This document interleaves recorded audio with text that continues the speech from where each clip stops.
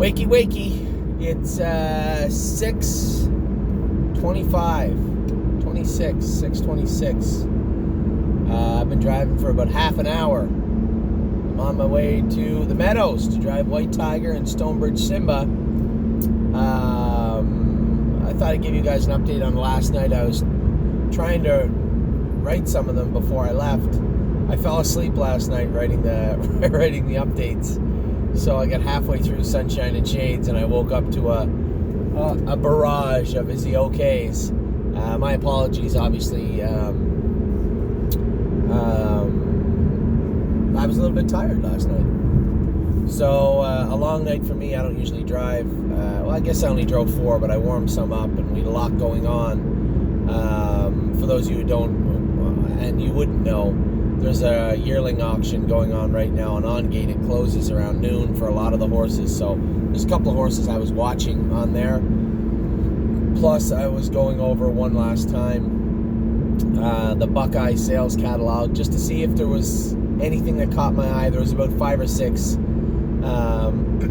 Truthfully speaking, I wasn't going to go. There wasn't a ton that really excited me about the Buckeye. We have Lexington coming up next week. Bad timing for the sale. And considering what we have going on next week, bad timing for me. So I booked off Monday and Tuesday at Mohawk to go to the Meadows and drive her last start of the year, Path of Totality. She had that very odd break in her last outing at the Poconos out of the 9-hole. So I want to go see what's up with her. She still fit the non-winners of 2, and I think I'm assuming she's picked to win. I guess, at the Meadows. I just saw the program page and it looked like she was one of the contenders, so I assume she's picked close. And then Tuesday, I'm going to stay there and I'm going to drive Harness AM. Now, one of our clients messaged me and said, why aren't you driving Just For Me and You? I didn't win with Just For Me and You last week. Dave Pallone did, and I know Tim wanted me to drive the filly, but at the end of the day, Dave got along with her well last week. He knows her. You know, he's coming in with a win in her last start. So she's comfortable with him. He's comfortable with her. There's certainly no reason for Anthony McDonald to drive Just For Me and You instead of Dave Pallone. I've said this a million times. If I can help, I'll drive. And otherwise, I mean, Dave Pallone's got 18,000 wins. Literally. So why would I need to drive Just For Me and You? So Dave Pallone's going to drive her. But I do want to drive Harness AM. It'd be nice to get a really nice mark on her before we turn her out, but this will be it for her for both these fillies for 2019. We're starting to get horses in. We're up to 34 babies, I believe, at the burn. This one we start, the 2-year-olds are almost done. Obviously, some are done in Ohio. Our Indiana breds were already shut down. Ontario, the ones that haven't made the semifinals next week, they're likely all done except for, I'll get to him in a minute, Sunshine and Shade. Illinois ended up wrapping up their season last night. Lincoln James was a 6th. Now, Lincoln James, I have him entered in the, I guess most importantly is Wednesday. I'm getting my car fixed. I got an appointment to get my car looked at on Wednesday at the dealership. I can't, until I watch the videos, I don't realize how loud whatever's going on behind is. I mean, it's not rattling or anything, but I don't know. I'm not a mechanic. What the hell do I know? So, so Illinois wrapped up their season, and Lincoln James, I have him entered in the Harrisburg sale. But what do we do between now and then? We could bring him back home. I was thinking I could bring him back to Harry's burn. I could bring him to Carmen Osiello's burn. I could bring him to Jared Bothwell's burn and put him in the pool. He's an old horse. He's not the soundest horse, but he's still good. So, I don't know. I'm going to mull it over for the next day or so. I'm almost leaning towards pool. Jared's done a really good job. I went with Road Tripper the other day. He looked great. So, I'm thinking almost pool. But we'll see. Most importantly, try and maximize our money made by old Lincoln between now and Harrisburg, and then I think he probably brings 30,000 at Harrisburg. I would hope. But we'll see. So, there's that. And then now we'll get to Ontario. Last night we had 7 horses in. Lincoln James was in out there. Olympic hopeful. I didn't see how she did. I know she had the outside post. She's drawn bad. We had a lot of people, a couple of people jumped off the bandwagon of Olympic hopeful. And I know that Angie bought a lot of those shares up. She likes the filly. She's a big filly. She's green. She's got a lot of growing to do. And it's not a deep division. So it's not unrealistic for a filly that's trotted 2-1 and shows 28-1 closing speed in one of her races. It's not unrealistic to think that she won't come back good as a 3-year-old. She very likely could. So I know a lot of our clients jumped off, and Angie had actually purchased those shares. So she's like a quarter owner or more now of Olympic hopeful. So we had 7 race in Ontario last night. We had, let me get this right. Let me just go through them one by one and talk about them, because I know there was 7. I just went over them in my head. The first one was Need Your Opinion. I thought that's exactly what she needed last night. Now, I don't plan on driving her next week. I gave James the option. He said, well, now James is going to stay and drive in the semifinal eliminations rather than go and drive Courtly Choice in Ohio. So James is kind of obligated. Mark Stacey doesn't have a ton of horses in that division, maybe not any that made the final. So it kind of freed James up, and then he told Blake that he was kind of hoping to stay and drive a couple of other horses he was driving. And Blake said, fine, I'll put somebody else on Courtly, but you have to drive my fillies, I guess, for the most part. I get that. That's fair. So Kevin and I had talked last night, and I said, hold on. If James can't commit to that filly, you can't list her on him, because, we got to have a fair driver. I could drive her. It's not like I'm saying, I can't drive her. Of course I can drive her. But I want somebody that's going to be able to drive her in the final also, right? Because I think this is one of the top fillies in the division. I know Cappy looked good last night. Looked real good. I think Need Your Opinion sitting on a couple of big miles still. So, Jody was standing there. Of course, Jody, being Jody, said, I'll drive her. And to my knowledge, I don't think he has anything. He is Blake's other horse, Casso, whatever, in the eliminations. But, if you do the math, I'm pretty sure Blake has 2 horses in, and James is there to drive Blake's horses, and there's only 2 eliminations. So I think we'll list Jody Jamieson on Need Your Opinion. Obviously, she was pretty good last night. If I get clear sailing, I know there's probably somebody out there saying, well, all you do is come first over. I wasn't coming first over with that filly coming off a break. And I know, Wiggle Delight kind of got the short end of the stick last night, because Jody wouldn't move Blake's horse first over at 4-5. Blake's horse was good last night. You saw him get jammed up and make a break halfway down the lane because she had no room. But I'll be completely honest, going into the semifinals, the last thing you want to do is rip the heart out of your horse the week before the semifinals. So Mario got away behind the 4-5 favorite. I got away behind Mario. I didn't want to get away in front of Mario because I was worried there was one thing that could happen. Jody would not pull the favorite, or he would quarter pole her to the front, and now I'm first over into the 4-5 favorite. I'm not sure why he didn't quarter pole her. I mean, the horse on the front was like, I think 14-1. Anyway, the way it worked out the race was Blake's filly I think it's Blake's filly, got away third, Casso to whatever, to Renault or whatever, and Mario got away fourth. Now, Wiggle Light is not a horse that's really great on the front end, and she's not really great first over, but when you're dealing with a short field, you don't want to get away 8th also, so you're trying to stay close and get a trip, like I did.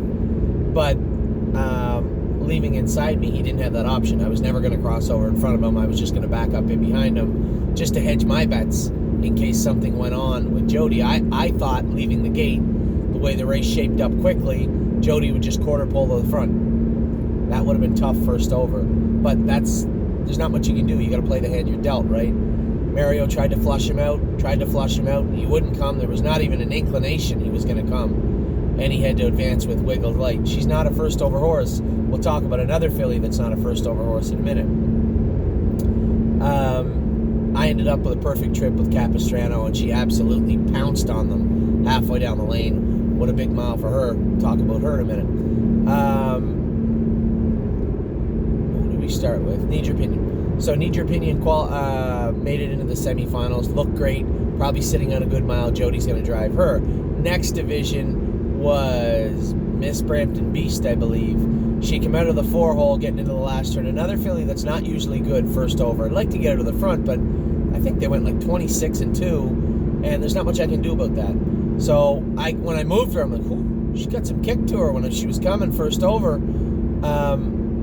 I got to the leader's bridle. He was done. He had no more. Like, Cat didn't fight back. And no disrespect to Cat, raced good. Miss Brampton Beast just hung out at her bridle. And you know, I joked to Mario after. I said, it's a good thing that Trevor didn't fall down. I don't think either of us would have finished. She just would have stopped and waited for him. She was just green and stupid and she didn't have to accelerate when she got the Cat. Her momentum alone, she could have won by 2 lengths. But she just kind of hung out. She was just a little stupid. You know, that's just a mental maturity thing. But you could see the power in that filly. When I moved her, she was all business. She felt like a 53 in a piece winner last night, but just kind of hung out, and that extra little bit ended up driving her into 4th, which it's going to be nip and tuck. My math quick in my head last night put her at tied for 19th, but we'll see. I think she'll probably get in the semifinals, in which case I'll likely drive her. So I'll have Capistrano and Miss Brampton Beast next week. So Miss Brampton Beast raced well. Sitting behind her, I was a little frustrated after the mile because I know what went on and I know what she could have done. She just decided to be beside the horse she rolled up alongside. That's not a trait that won't go away. I mean, I think that's just mental maturity. When she gets it in her head, she's not out there, to race against anything other than the other horses. She's out there to win races, and I think she was just stalled a bit when I got to the leader. So Miss Brampton Beast, all in all, raced pretty good. Then I had Giddy Up Max. He was just tired, hanging on the left line a bit. He's all done for the year.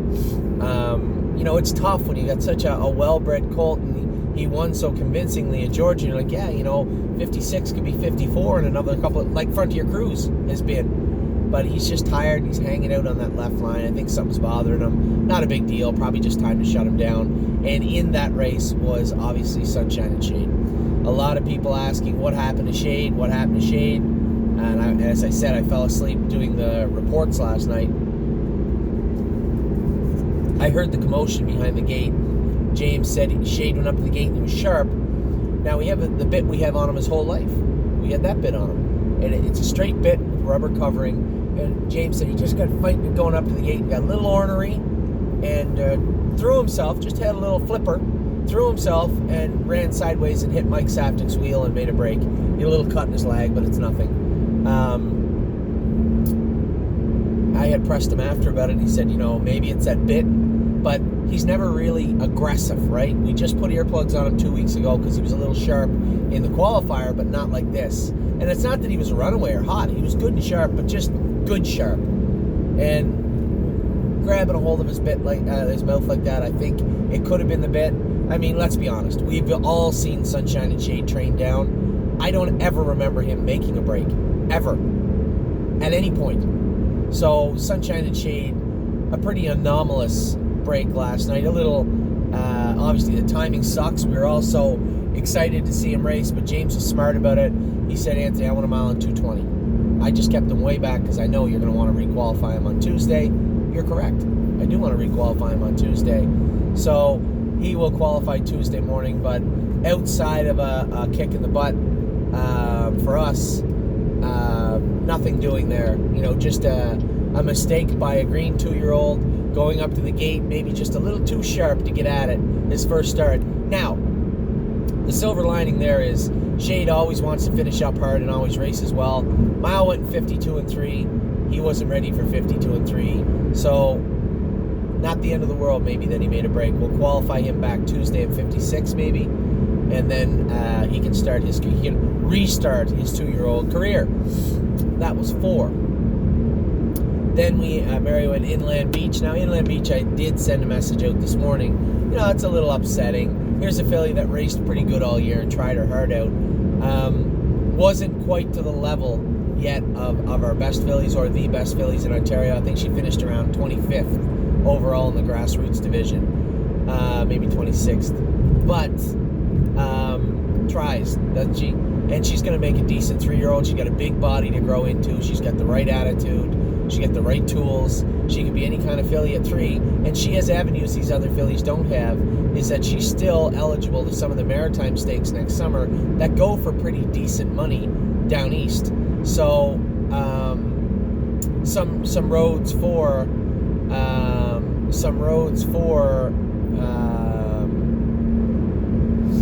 Inland Beach next year. Then we had, who else do we have? Okay, we had first one was Need Your Opinion. Miss Brampton Beast was race 5. Mario was race 6. The 2 fillies were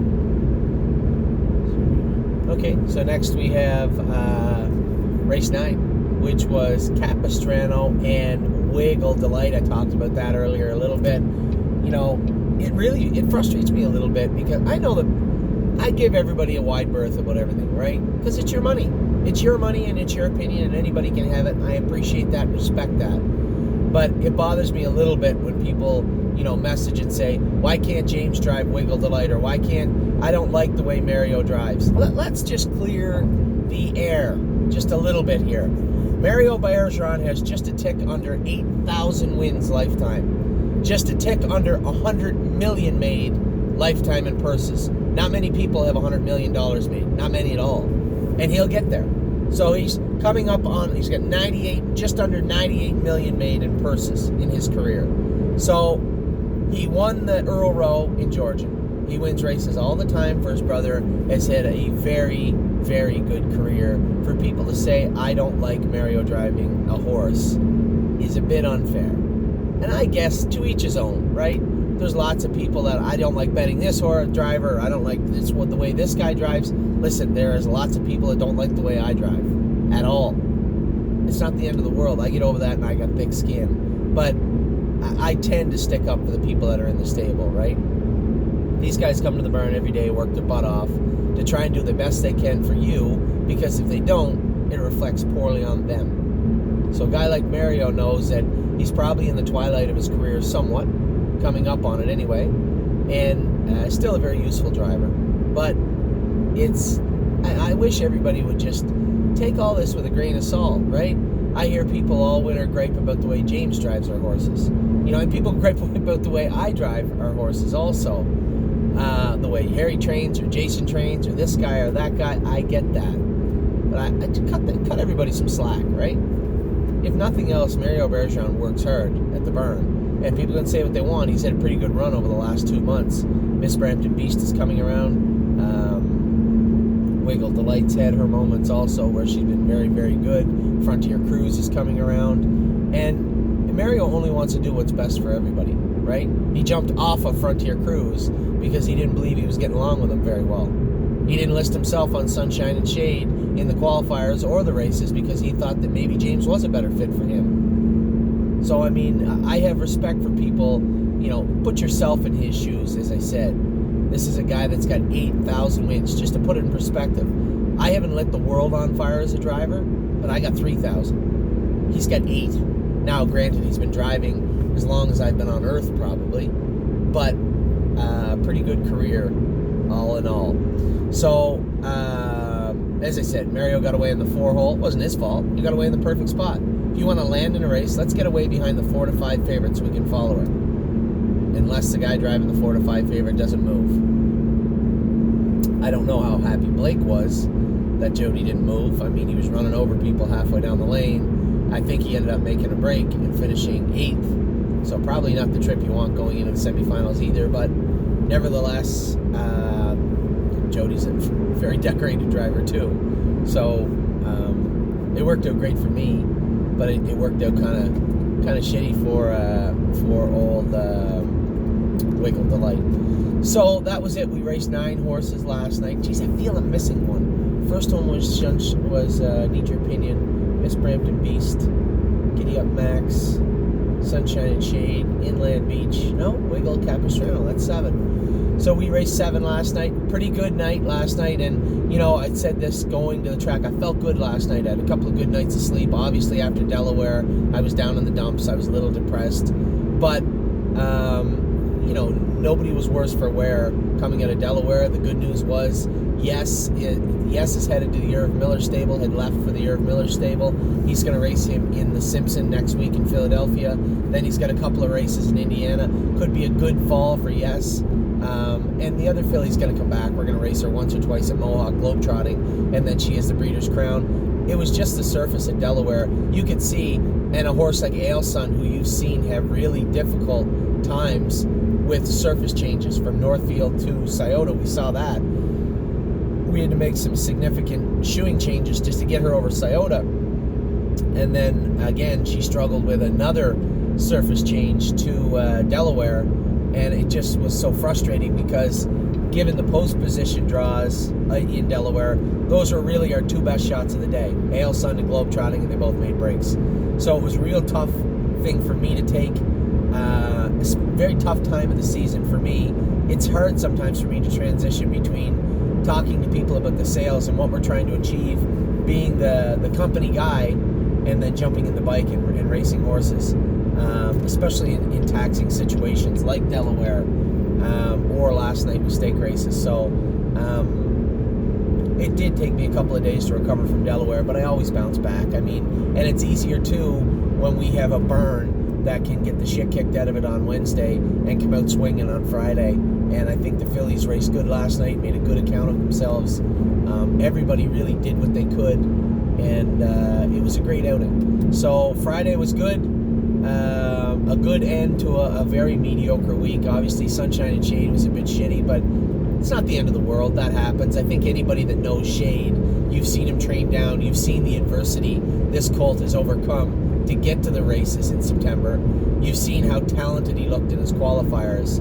That wasn't him last night. That was just him making a mistake. And maybe if the end of that sequence wasn't him running over a wheel, he just goofs off a bit and then goes up to the gate. Maybe he's fine, but he'll qualify on Tuesday and be back in no time. The end of the year for our horses in Illinois, a couple of them, and likely Inland Beach, I guess. We'll enter her in the semifinals in case somebody doesn't show up. That may happen too. Stonebridge Simba was 35th on the list. Arctic Force 35th on the list or more, and they got in the consolation in the semifinals. So it can happen. So we'll enter and see what happens. But it looks like Inland Beach will be her next race will be in 2020. So that's it. That's not even an opening. That's just last night. Listen, I got 5 hours of driving. We can do this all day. I'll be back in a minute. We'll talk about lots of stuff going on in the stable, lots of stuff going on in the world of horse racing, and lots of open road ahead of me. Take care.